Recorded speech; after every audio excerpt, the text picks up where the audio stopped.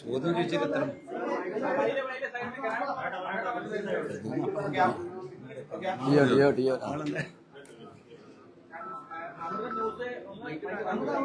കുറച്ച് അല്ലേ? തളിപ്പറമ്പിൽ നിന്നും UDF പിന്തുണയോടുകൂടി മത്സരിച്ച് വിജയിച്ച ടി കെ ഗോവിന്ദൻ മാസ്റ്റർ ജില്ലാ കോൺഗ്രസ് കമ്മിറ്റി ഓഫീസിൽ നൽകിയ സ്വീകരണമാണ് ഇപ്പോൾ നടന്നത്. അദ്ദേഹം നല്ല വിജയം നേടിയെടുത്തുകൊണ്ട് CPM-ന്റെ കോട്ട കൊത്തളങ്ങൾ തകർത്തുകൊണ്ടാണ് വിജയം നേടിയിട്ടുള്ളത്. അദ്ദേഹത്തിന് അത് സംബന്ധിച്ച് കാര്യങ്ങൾ സംസാരിക്കും. തളിപ്പറമ്പിൽ UDF-ന് ചരിത്ര വിജയമാണ് ഉണ്ടായിട്ടുള്ളത്. UDF പിന്തുണക്കുന്ന സ്വതന്ത്ര സ്ഥാനാർത്ഥിയായിട്ടാണ് ഞാൻ മത്സരിച്ചത്. ആ വിജയത്തിനു വേണ്ടി പ്രവർത്തിച്ചത് UDF-ന്റെ ഉശിരുള്ള പ്രവർത്തകന്മാരായിരുന്നു. ചുരുങ്ങിയ സമയം മാത്രമാണ് തെരഞ്ഞെടുപ്പ് പ്രവർത്തനം നമുക്ക് ലഭിച്ചിരുന്നെങ്കിലും എല്ലാവരും അഹോരാത്രം പ്രവർത്തിച്ചതിന്റെ ഫലമായിട്ടുള്ള ഒരു തെരഞ്ഞെടുപ്പ് റിസൾട്ടാണ് തളിപ്പറമ്പിലുണ്ടായത്. CPM-നകത്ത് നിലനിൽക്കുന്ന ജനാധിപത്യ വിരുദ്ധ നടപടിക്കെതിരെ, കുടുംബാധിപത്യത്തിനും അതുമൂലമുണ്ടാകുന്ന അഴിമതിക്കും എതിരെയിട്ടുള്ള ശക്തമായ പ്രതികരണമാണ് തളിപ്പറമ്പിലെ മണ്ഡലത്തിൽ ഉണ്ടായിട്ടുള്ളത്. ഇതിൽ നിന്ന് പാഠം പഠിക്കാൻ CPM തയ്യാറാകുമോ എന്നാണ് ജനങ്ങൾ ചോദിക്കുന്ന ചോദ്യം. ഇന്ന് കേരളത്തിലെ തെരഞ്ഞെടുപ്പ് ഫലം പരിശോധിച്ചാൽ കാണാൻ വേണ്ടി കഴിയും. 10 വർഷക്കാലം ഭരിച്ച ഇടത് ജനാധിപത്യ മുന്നണിക്ക് കനത്ത തിരിച്ചടിയാണ് ഉണ്ടായിട്ടുള്ളത്. CPM-ന്റെ പല ശക്തി കേന്ദ്രങ്ങളുമാണ് തകർന്നടിഞ്ഞത്. ഇത് കാണിക്കുന്നത് CPM ഇന്ന് എടുക്കുന്ന നിലപാടുകൾ ജനങ്ങൾ അംഗീകരിക്കുന്നില്ല.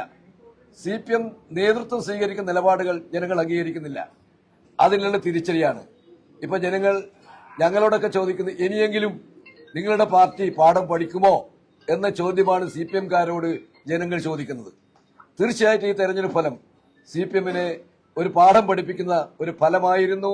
അത് UDF-ന് ഏറ്റവും ആവേശകരമായ ഒരു വിജയമാണ് ഈ ജനങ്ങൾ, കേരളത്തിലെ ജനങ്ങൾ നൽകിയത്.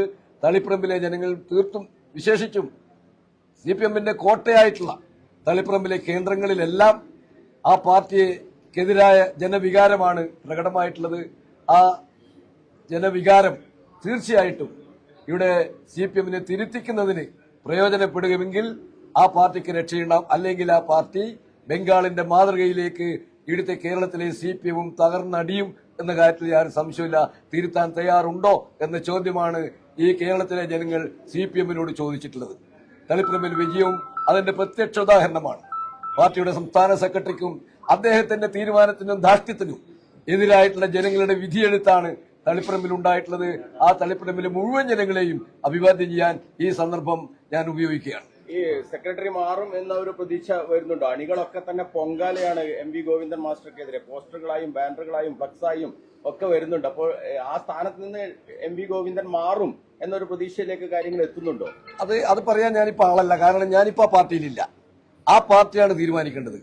അതാണ് പറഞ്ഞത്. ഇതിൽ പാഠം പഠിക്കാൻ ആ പാർട്ടി തയ്യാറാകുമോ, തുടരാൻ യോഗ്യനാണ്, അത് തീരുമാനിക്കേണ്ടത് ആ പാർട്ടിയാണ്.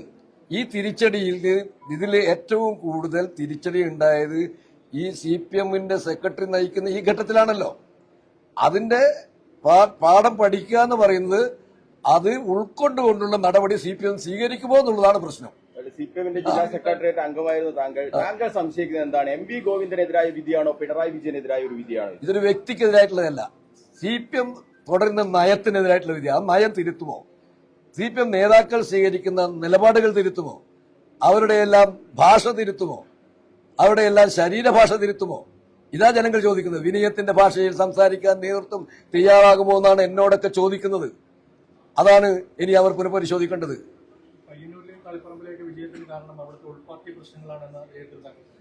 ഉൾപാർട്ടി പ്രശ്നമല്ല. പയ്യന്നൂരുണ്ടായിട്ടുള്ള വിഷയം അവിടെ വളരെ വ്യക്തമാക്കിയിട്ടുള്ളതാണ് കുഞ്ഞികൃഷ്ണൻ. അവിടുത്തെ രക്തസാക്ഷി ഫണ്ട് മാത്രമല്ല, അവിടുത്തെ പാർട്ടി ഫണ്ട് ഉണ്ടായിട്ടുള്ള അവ്യക്തതയും തിരിമറിയാണ് കുഞ്ഞികൃഷ്ണൻ ചോദ്യം ചെയ്തിട്ടുള്ളത്. അതിൽ വ്യക്തത വരുത്താൻ കഴിഞ്ഞിട്ടില്ല. അപ്പൊ കുഞ്ഞികൃഷ്ണൻ പറഞ്ഞതാണ് ജനം വിശ്വസിച്ചത്. അതിന്റെ അർത്ഥം എന്താ? പാർട്ടി ഇത്തരത്തിലുള്ള തെറ്റായ പ്രവണതകൾക്ക്, അഴിമതിക്ക് കൂട്ടുനിൽക്കുന്നു എന്ന് ജനം വിശ്വസിക്കുന്നു. കുഞ്ഞികൃഷ്ണൻ പറഞ്ഞ ജനം വിശ്വസിക്കുന്നു. അതിന്റെ പ്രതിഫലനാണ് പയ്യന്നൂരുണ്ടായത്. പയ്യന്നൂർ എന്ന് പറഞ്ഞാൽ ഈ CPM-ന്റെ ഇന്ത്യയിലെ ഏറ്റവും വലിയ ശക്തി കേന്ദ്രമാണ്. കേരളത്തിന്റെ അല്ല, ഇന്ത്യയിലെ ആ ശക്തി കേന്ദ്രത്തിലാണ് പാർട്ടിക്കെതിരായിട്ടുള്ള വൻ ഭൂരിപക്ഷത്തോടുള്ള വിജയം പയ്യന്നൂരുണ്ടായിട്ടുള്ളത്. അപ്പോ ജനം വിശ്വസിക്കുന്നത് പാർട്ടി പറയുന്നതല്ല, പാർട്ടി പറയുന്നത് ജനം വിശ്വസിക്കുന്നില്ല എന്ന തെളിവാണ് പയ്യന്നൂർ. ഈ പി ജയരാജന് വേണ്ടി പോസ്റ്ററുകളൊക്കെ വരികയാണ്. പി ജയരാജൻ വന്നാൽ എന്തെങ്കിലും രക്ഷ ഉണ്ടാവുമെന്ന് കരുതുന്നുണ്ടോ? അതിലൊന്നും അഭിപ്രായം പറയാൻ ഞാൻ ആളല്ല. എന്തുകൊണ്ടെന്ന് വിചാരിച്ചാൽ എനിക്ക് ഇവരെയൊക്കെ ഓരോരാളുടെയും കഴിവുകേടും നന്നായി അറിയുന്ന ആളാണ് ഞാൻ. പി ജയരാജനും ഞാനും ഒക്കെ ഒരേ സമയത്ത് പാർട്ടി ഏരിയ സെക്രട്ടറി ആയിട്ട് ഈ പാർട്ടി പ്രവർത്തിച്ചവരാണ്. അവരുടെയൊക്കെ കഴിവുകേടും ഒക്കെ നന്നായി അറിയുന്ന ഒരാളാണ്. അതൊക്കെ വിലയിരുത്തി പാർട്ടി, നിലവിലുള്ള പാർട്ടി എന്ത് തീരുമാനം എടുക്കുന്നോ ആ പാർട്ടിയുടെ ഭാവിക്ക് ഗുണം ചെയ്യുന്ന തീരുമാനം എടുത്തോട്ടെ എന്ന് എനിക്കിനി പറയാം. പി ജയരാജൻ വന്നാൽ എന്തെങ്കിലും മാറ്റം? ഇല്ലില്ല, ഞാൻ അക്കാര്യം പറയുന്നില്ല. കാരണം വെച്ചാൽ അത് ഇനി എന്റെ വിഷയമല്ല, ഇനി അത് എന്റെ വിഷയമല്ല. എനിക്കതിൽ പറയുന്നതിന് സ്ഥാനവുമില്ല. താങ്കളുടെ വിഷയമായ കാര്യം ചോദിക്കാം. മുഖ്യമന്ത്രി ചർച്ച നടക്കുകയാണ്. ആരെ പിന്തുണയ്ക്കും? ഞാനതിൽ എടുത്തിട്ടുള്ള നിലപാട് മുമ്പേ പറഞ്ഞിട്ടുണ്ട്.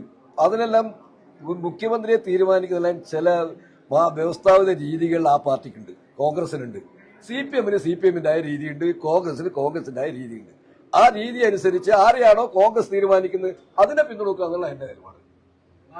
ആരായാലും അത് പാർട്ടി തീരുമാനിക്കുക, കോൺഗ്രസ് തീരുമാനിക്കുകയാണ്. അതിന് ചില രീതികളുണ്ടല്ലോ കോൺഗ്രസിൽ, ഹൈക്കമാൻഡ് ഉണ്ട്, അതുപോലത്തെ മറ്റ് വിവിധ വ്യവസ്ഥാപിതമായ രീതികളുണ്ട്. ആ രീതിക്കനുസരിച്ച് കോൺഗ്രസ് പാർട്ടി ആരെയാണോ തീരുമാനിക്കുന്നത് അവരെ പിന്തുണക്കുക എന്നുള്ളതാണ് UDF പിന്തുണച്ച ഒരു സ്വതന്ത്ര സ്ഥാനാർത്ഥി എന്നുള്ള നിലക്ക് എന്റെ ചുമതല. ആ ചുമതലയെ നിർവഹിക്കും. ആര് തെറ്റിയിരുത്തിയിട്ട്? CPM തെറ്റ് തിരുത്തിയാലല്ലേ? CPM പല ഘട്ടത്തിലും തെറ്റ് തിരുത്തൽ ചർച്ചകൾ നടക്കും. അത് വെറും ഒരു അധര വ്യായാമം മാത്രമല്ല. ഒരാളും അതിന്റെ പേരിൽ തെറ്റ് തിരുത്തിയ അനുഭവം എനിക്കില്ല. മേലെയൊന്നുമില്ല, താഴെയൊന്നുമില്ല. പിന്നെ അതിങ്ങനെ ഒരു ചടങ്ങായി എല്ലാ കാലത്തും ഇപ്പൊ ആ ചടങ്ങ് നടക്കും. ഈ തെരഞ്ഞെടുപ്പിൽ തെറ്റ് തിരുത്താൻ വേണ്ടി ഒരു ചർച്ചയും റിപ്പോർട്ടിങ്ങും കാര്യങ്ങളൊക്കെ നടക്കും. ഒരാളും തെറ്റ് തിരുത്താൻ പോയില്ല, വെറും പറച്ചിൽ മാത്രം.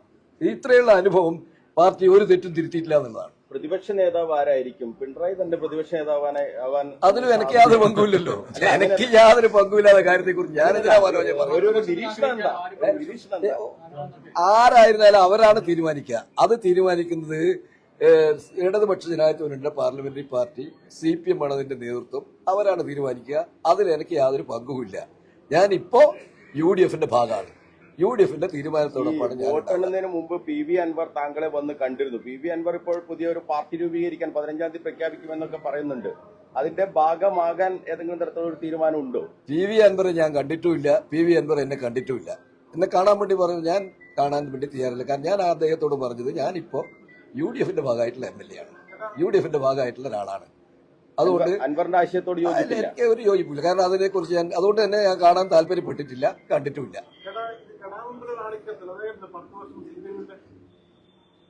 അങ്ങനെ പറയാൻ പറ്റില്ല. കാരണം ഏതൊരു പാർട്ടിക്കും തിരിച്ചടിയും കാര്യം തിരുത്തുക എന്നുള്ളതേ വിഷയമുള്ളൂ. പാർട്ടികൾ തിരുത്താൻ തയ്യാറുണ്ടോ? ആ തിരുത്താൽ ആ പാർട്ടിക്ക് തിരിച്ചു വരാൻ കഴിഞ്ഞേക്കാം.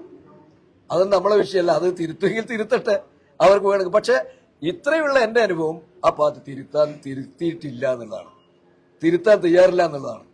ഇപ്പോഴും ഈ ധാർഷ്ട്യവും ഞങ്ങൾ പറയുന്നതാണ് ശരി, നിങ്ങളെല്ലാം അനുസരിച്ചോളണം എന്ന നിലപാടുവാണെങ്കിൽ ആ പാർട്ടി രക്ഷപ്പെടാൻ പോകും. ഈ വോട്ടെണ്ണൽ ഘട്ടത്തിൽ പിണറായി വിജയൻ 6 റൗണ്ട് പിന്നിൽ നിന്നപ്പോൾ ഒരു സങ്കടം ഉണ്ടായി എന്ന് പറഞ്ഞല്ലോ. എന്താ ആ സങ്കടത്തിന്റെ കാരണം? തീർച്ചയായിട്ടും പിണറായി വിജയൻ തോൽക്കുന്നു എന്ന് കേൾക്കുമ്പോൾ എനിക്ക് മാത്രമല്ല നമ്മളെ DC പ്രസിഡന്റും വിഷമം ഉണ്ടാവില്ലേ? പിണറായി വിജയൻ തോൽക്കുന്നു പറയുമ്പോൾ എല്ലാവർക്കും ഒരു വിഷമമുണ്ടാവും. കാരണം എന്താ അറിയോ, 10 കൊല്ലം മുഖ്യമന്ത്രി ആയതാണ് തോക്കുമ്പോൾ ഒരു ഞെട്ടലുണ്ടാവും. ആ ഞെട്ടൽ എനിക്കും ഉണ്ടായിട്ടുണ്ട്.